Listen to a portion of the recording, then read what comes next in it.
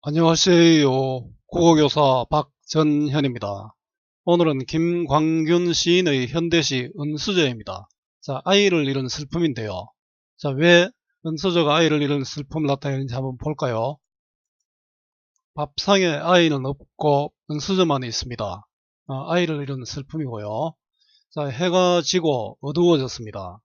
저녁을 먹으려고 밥상에 앉았는데 얼마 전까지 함께 있었던 아이의 자리에 수저만 놓였습니다. 밥이 제대로 넘어갈 리 없지요.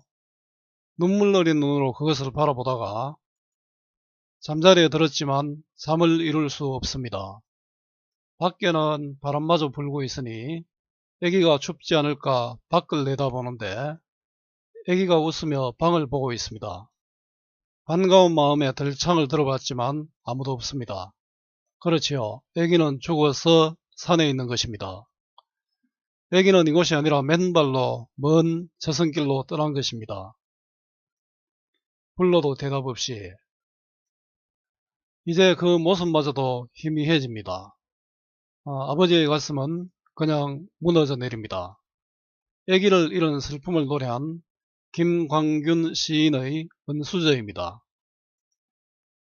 자, 함께 읽을 시로 정지용 시인의 유리창, 김현승 시인의 눈물이 있습니다. 이 두 편 다 아들을 읽고 쓴 그런 시들입니다. 산이 저문다, 노을이 잠긴다, 저녁 밥상에 아기가 없다, 아기 앉던 방석에 한상의 연수자, 은수저 끝에 눈물이 고인다. 한밤중에 바람이 분다, 바람 속에서 아기가 웃는다. 아기는 방 속을 들여다본다. 들창을 열었다 다시 닫는다. 먼 들길을 아기가 간다. 맨발 벗은 아기가 울면서 간다. 불러도 대답이 없다. 그림자마저 아른거린다. 자, 산이 저문다. 산은 뭡니까? 자, 산은 아기가 묻힌 곳이겠죠. 자, 노을이 잠긴다. 자, 산이 저물고 산이 깜깜해지고 노을이 이제 어떤 붉은 노을이 어둠 속에 잠긴다 이런 뜻이겠죠. 자, 산이 저문다, 노을이 잠긴다는 날이 어두워진다, 날이 저문다 이런 뜻입니다. 자, 여기 저문다, 잠긴다라는 시어를 보면은 이런 표현을 좀 그랬습니다. 업되는 게 아니고 내려오죠. 그래서 하강 소멸의 심상이라고 할 수 있습니다. 자, 산이 잠긴다. 자, 시각적 이미지로 무너져 내리는 부모의 마음, 즉 비애가 나타나고 있습니다.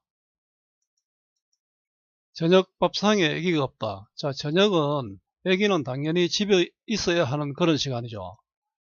자, 그런데 그 아기가 없지요. 자, 아기가 없다는 것은 아기가 없다, 이 세상에 없다, 아기의 죽음을 암시합니다. 자, 이 시에는 종결음이 다가 쓰이고 있습니다. 이 다의 사용이 주는 효과를 보면은 단정적으로 진술함으로써 아기가 없을까, 아기가 없니가 있지 않습니까? 단정적 진술을 통해서 모든 것을 객관적 사실로 받아들일 수밖에 없음을 보여주고 있습니다. 자, 아기 앉던 방석에 한상의 은수저. 자, 아기가 앉던 방석 밥상의 한 모퉁이에 은수저만 있다. 자, 아마 이거는 아기가 받은 선물이겠죠. 아기의 또 유품입니다. 그죠? 이 한상의 은수저를 보니까 또 애가 생각이 나죠. 그래서 아기를 환기시키는 소재입니다. 은수저 끝에 눈물이 고인다. 자, 이 눈물은 화자의 눈물이겠죠. 자, 화자의 슬픔이 형상화되어 있습니다. 자, 이를 통해 바로 시각적으로 그 슬픔을 드러내는데, 아이고 하면 손바닥을 치면서 울고 부는 게 아니잖아요. 그래서 감정의 절제가 나타납니다. 자, 은수저에 고인 눈물, 바로 아기의 죽음입니다. 한밤중에 바람이 분다. 자, 한밤중 춥죠? 바람이 불면은. 바로 한밤중은 잠자야 하는 시간인데 잠을 못 이루고 있죠. 아마 이 한밤중에 바람이 분다. 자, 이런 상황에서 환상이지만 아기를 만나게 됩니다. 그래서 삶과 죽음이 만나는 배경이라 할 수 있습니다. 바람 속에서 아기가 웃는다. 천진난만한 어떤 생전의 모습 그대로인데요. 근데 실제의 모습이 아니고 환상입니다. 아기는 방 속을 들여다본다. 자, 여기는 방 속을 들여다보고 있는데, 자, 방 속과 방 밖이 뭔가 차별된 공간인 것 같죠? 자, 방 속은 현실의 공간, 삶의 공간입니다. 자, 들창을 열었다 다시 닫는다. 자, 들창은 들창을 통해서 지금 아기를 바라보고 있잖아요. 그래서 이 들창은 삶과 죽음의 경계가 됩니다. 열었다 다시 닫는다. 그럼 아기가 보이니까 열었다 다시 닫는데 아기가 없죠. 그래서 화자의 안타까움이 묻어납니다. 정지용의 유리창의 지우고 보고 지우고 봐도 하는 부분과도 함께 보면 되겠습니다. 자, 아기의 환영을 만나는 아버지의 환상입니다. 자, 먼 들길을 아기가 간다. 자, 먼 들길. 방안은 지금 삶의 세계라면 먼 들길은 이건 저승길이겠죠. 저승길, 비현실의 공간, 죽음의 공간이 됩니다. 자, 아기가 가는데 맨발 벗은 아기가 울면서 가죠. 점층적으로 좀 시선이 전개되고 있습니다. 자, 맨발 벗은 아기가 울면서 가니까 아마 이거는 뭐 아버지 자기가 울고 있다는 그런 뜻이겠죠. 죽은 아기를 바라보는 애틋함이 드러납니다. 불러도 대답이 없다. 자, 처음에는 보이다가 울면서 이제는 불러도 대답이 없다는 것은 이승과 저승의 거리감입니다. 대답이 없더니 이제는 그 모습마저 보이지 않는다. 자, 이제 잘 보이지 않는다. 그 점층적 전개고요. 자, 이 상황에서 아마 아버지는 절망감을 느끼게 될 겁니다. 자, 아기를 잃은 아버지의 마음, 안타까움과 비통함, 절망감이 드러납니다. 자, 울부짖고 이런 모습은 없지만 이 시를 통해서 아들을 잃은 비애를 잘 드러내고 있는 시가 되겠죠. 자, 자유로운 형식의 자유시, 개인의 마음을 담은 서정시고요. 예상적이죠. 감각적, 시각적인 감각이 많이 나타나죠. 또 상징적입니다. 자, 주제는 아기를 잃은 아버지의 마음, 부정이 아버지의 마음이란 뜻입니다. 자, 특징은 사랑하는 자식을 잃은 비통한 심경을 절제되고 간결한 언어로 표현했고요. 아기를 잃은 슬픔을 승화해서 표현을 했죠. 자, 이렇게 함으로써 감동을 줍니다. 자식을 잃은 아버지의 슬픔을 시각적으로 드러내고 있고요. 대립적 시어, 즉 방속, 삶의 공간과 먼 들길, 죽음의 공간이 나타나죠.